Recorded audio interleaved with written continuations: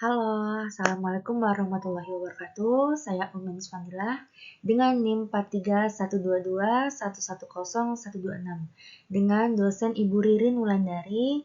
Di sini saya akan mengerjakan TB2 dengan membawakan yang produk tempe padi sayur. Baik, selanjutnya. Teknologi digital telah membawa perubahan besar dalam dunia pemasaran. Pemasaran tidak lagi terbatas pada metode konvensional, namun telah berkembang ke platform online seperti media sosial dan aplikasi perpesanan. E-marketing menjadi strategi penting bagi pelaku usaha kecil, termasuk penjual produk makanan tradisional seperti tempe padi sayur ini. Tempe padi sayur merupakan usaha rumahan sejak 2008 di Komplek Kopti, Semanan, Jakarta Barat.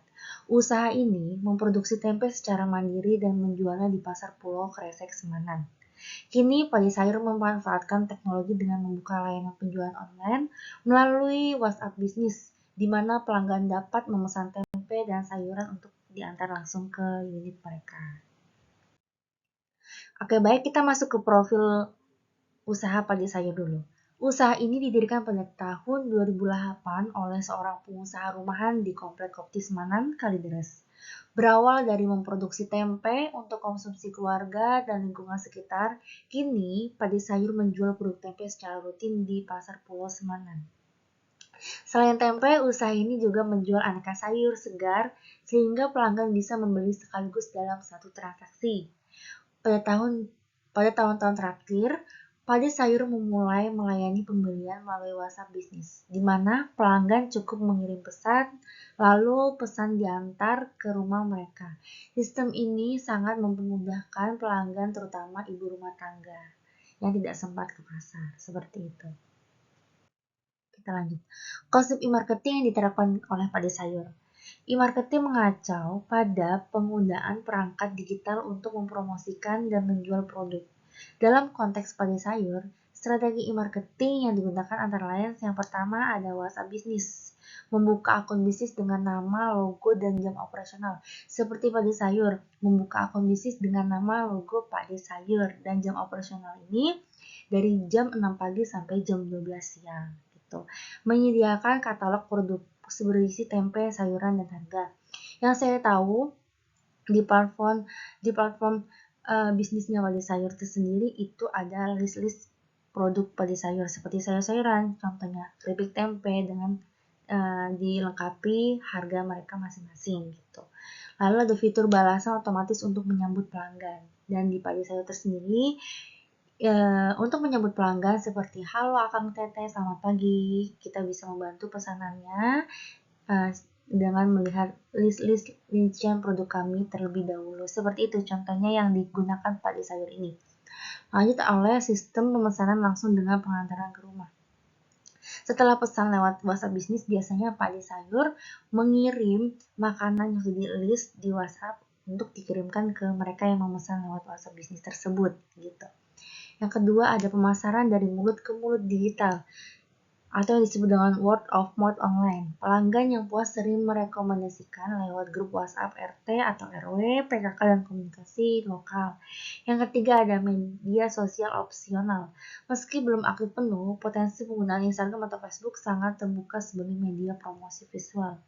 Untuk padi sayur tersendiri, padi sayur itu hanya buka secara langsung dan hanya di WhatsApp Bisnis saja, seperti itu. Lanjut, manfaat e-marketing bagi padi sayur. Itu apa aja sih? Efisiensi biaya promosi, tidak perlu pasang iklan fisik, cukup lewat status WhatsApp atau pesan broadcast. Biasanya padi sayur setiap hari mengupload video-video mereka seperti menata belanjaan, lalu barang apa saja yang ready, biasanya juga apa aja sih kenaikan harga sayuran yang di sana, dan pastinya yang terutama itu tempe-tempe mereka yang ready itu seperti apa gitu. Padi sayur tersendiri juga menjual berbagai macam tempe seperti tempe mendoan, tempe gembus, tempe keripik, dan tempe yang biasa kita potong untuk makan sehari-hari seperti itu. Lanjut ada kemudahan transaksi. Pelanggan bisa memesan dari rumah tanpa harus datang ke pasar. Contohnya seperti tadi, pelanggan bisa memesan melalui WhatsApp Bisnis Kita memesan lewat WhatsApp bisnis, lalu Padi Sayur mengantarkan ke rumah kita masing-masing gitu. Terus lanjut ada jangkauan konsumen lebih luas, bisa menjangkau pelanggan di luar area pasar seperti komplek perumahan. Oke, di Padi Sayur ini menerapkan 3 perumahan yang di sekitaran pasar Pulau, seperti perumahan Green Lake City, perumahan Green Village, perumahan Kosambi Baru, dan perumahan pulau tersendiri gitu. Lanjut ada jangkauan konsumen lebih luas, bisa menjangkau pelanggan di luar area pasar seperti komplek perumahan yang seperti saya sudah bahas. Lanjut ada penguatan hubungan pelanggan atau CRM, komunikasi lebih personal dan langsung via chat, membangun loyalitas seperti itu. Lanjut. Ada tantangan dan solusi. Apa aja sih tantangan dan solusi di Padi Sayur tersebut? Yang pertama ada, tidak semua pelanggan terbiasa digital.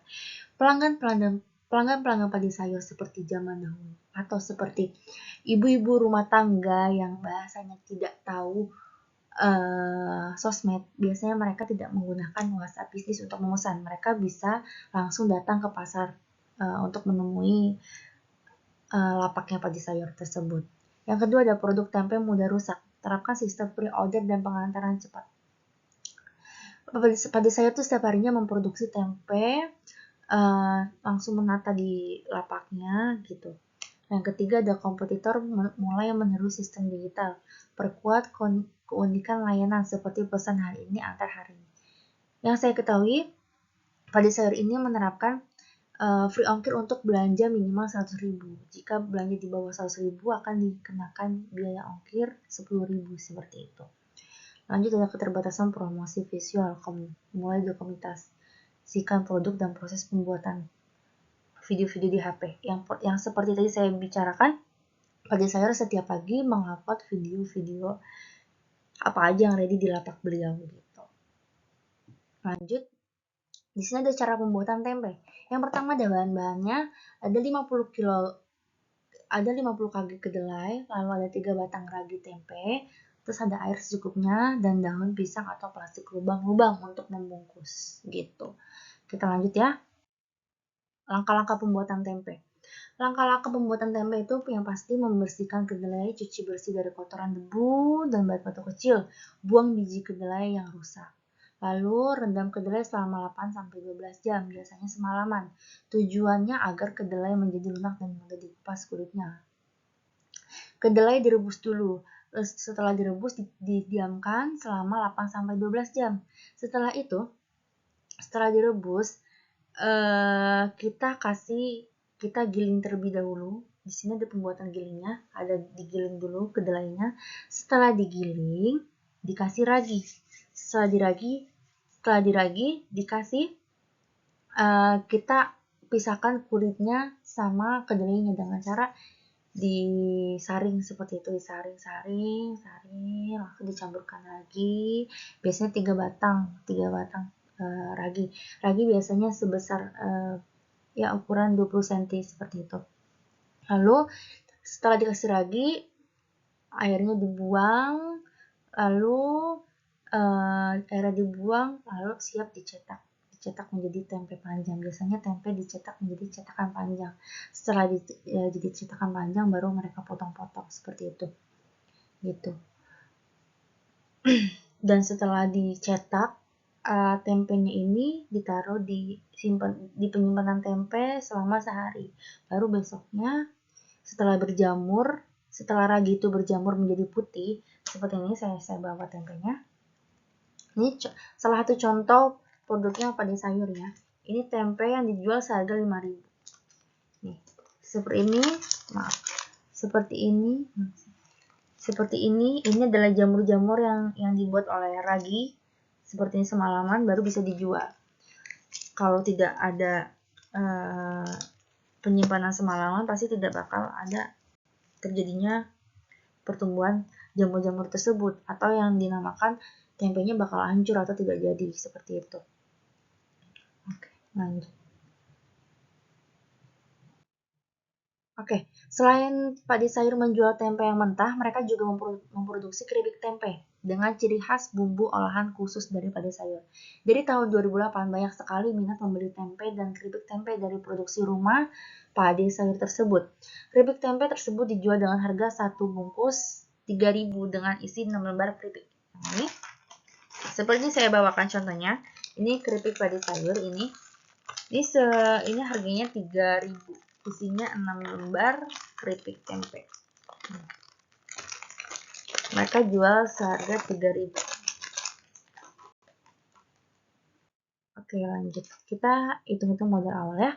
Modal awal produksi tempe, bahan baku utama 50 kg, kedelai seharga 500.000. Jadi harga 50 kg kedelai menghasilkan 12 cetakan tempe panjang. Setelah dipotong-potong, tempe panjang itu sepanjang 2,5 meter. Nah, 2,5 meter itu dipotong-potong menjadi 312 potongan tempe. Itu cetakan tempe, 12 kere. Nah, satu kerenya itu terdiri dari 2,5 meter, berarti 5 meter gitu. Produksi tempe dan keripik tempe per hari dari 312 potong tempe, sebagian dijual sebagai tempe segar, sebagian diolah jadi keripik tempe. 50 bungkus per hari. Mereka menghasilkan 50 bungkus per hari keripik tempe, seperti itu. Harga jual tempe dan keripik tempe ukuran sedang, seperti yang saya pegang ini, harganya 5.000. Dan ukuran besar, nambah lagi 2 cm atau 3 cm, itu 7.000. Dan lalu keripik tempe yang saya pegang ini dijual 3.000. Gitu. Pendapatan per hari estimasi kasarnya. Dari 312 potong tempe, 262 potong dijual segar dengan asumsi 200 potong ukuran sedang dikalikan 5.000, seharga pendapatannya 1 juta. Lalu 62 potong ukuran besar harga 7.000 ukuran besar dikalikan 62 potong sama dengan 434.000. Lalu 50 potong diolah jadi keripik. 50 bungkus dikali 3.000 sama dengan 150.000. Total pendapatan per hari 1.584.000. Seperti itu. Kesimpulannya, usaha tempe Padi Sayur telah menerapkan strategi marketing sederhana namun efektif, yaitu dengan menggunakan WhatsApp bisnis. Setelah media penjualan dan pemesanan, pemasaran digital ini mempermudah pelanggan untuk berbelanja, memperkuat loyalitas pelanggan, dan memperluas jangkauan pasar. Dengan pendekatan langsung ke konsumen melalui teknologi, usaha rumahan ini mampu bertahan dan terus berkembang di tengah persaingan. Seperti itu. Sekian, terima kasih. Di sini saya sudah meminta izin kepada Padi Sayur, yang dimana Padi Sayur tersebut ayah saya sendiri. Seperti itu. Terima kasih Bu. Wassalamualaikum warahmatullahi wabarakatuh. Selamat malam.